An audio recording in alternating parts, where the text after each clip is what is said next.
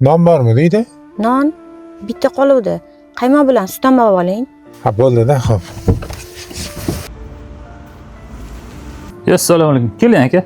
Va alaykum assalom. Ukam, shu 4 ta non bilan bitta qaymoq, bitta sut qilib bering. Bo'ldi-da hozir aka. Mana aka. Rahmat. Sog' bo'ling, kelib turing. Shunda parashok bilan 10 ta tuxum yetadimi?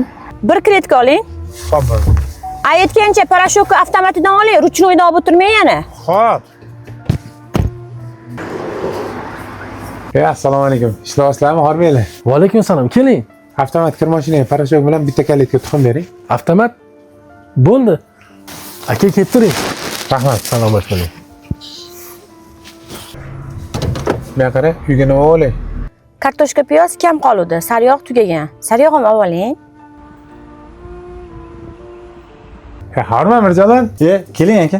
Kartoshka piyozlaring bormidi? Bor aka, yangi olib kelib qo'yganman. 2 kilo kartoshka, 2 kilo piyoz berasan. 2 ta non berasan, bitta damashli sariyog'ing bo'lsa o'shandan ber. Siz nonni olavering, qolgan narsalarni mashinaga olib chiqib beraman. Ha, bo'ldi-da, xo'p. Aytgan narsani oldim. Oldin hech e'tibor bermagan ekanman. Bunda o'ylab qarasam, uyga narsa olsangiz har xil do'kondan savdo qilar ekansiz. Shuni bitta do'kondan qilsangiz bo'lmaydimi?